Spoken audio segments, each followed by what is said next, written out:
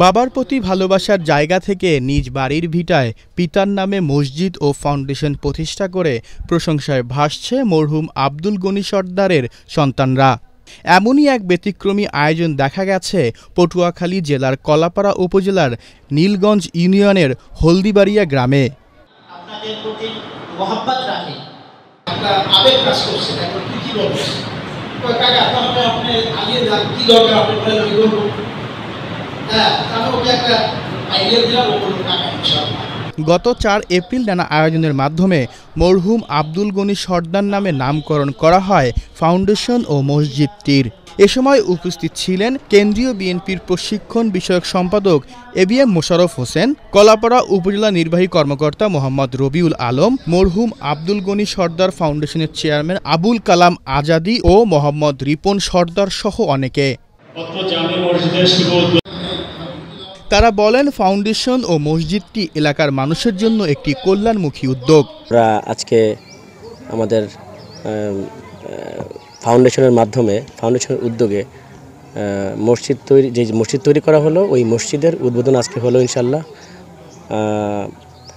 এবং এই মসজিদটা এখানে তৈরি করার উদ্দেশ্য ছিল এটাই যে, যেহেতু গ্রামে মসজিদ একটু দূরে অবস্থান থাকে, আমাদের গ্রামে এই মসজিদটা হওয়ার কারণে আমাদের যারা মুসল্লি আছেন তাদের আলহামদুলিল্লাহ অনেক সুবিধা হচ্ছে এবং তারা সহজেই মসজিদে এসে নামাজ আদায় করতে পারতেছেন।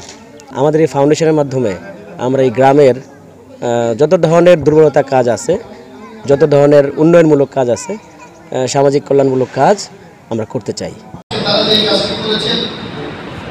আমি তাদেরকে আমার নিজের অন্তর থেকে এবং আমাদের যে সকল মেহমান আজকে এসেছে, কলাপাড়ার নেতৃবৃন্দ এসেছে, নেতৃবৃন্দ এসেছে, এই নীলগঞ্জ ইউনিয়নের সম্মানিত আমাদের মুরব্বিয়া মুসল্লিরা এসেছে, আমি মনে করি এটা আমাদের জন্য একটা বিরাট সৌভাগ্যের ব্যাপার। আল্লাহ তাআলা আমাদের কবুল করেছে বলে কিন্তু আমি এখানে আসার সুযোগ পেয়েছি।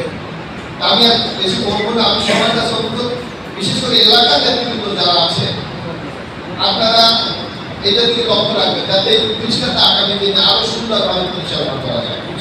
তারা করে দিয়েছে, কিন্তু এটা সংরক্ষণ, এটা পরিচালনা, এটাকে বাঁচিয়ে রাখার দায়িত্ব কিন্তু আমাদের সবার।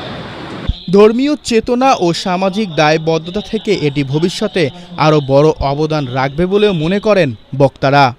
যারা এখানে আছেন, বিশেষ করে আজকে প্রধান অতিথি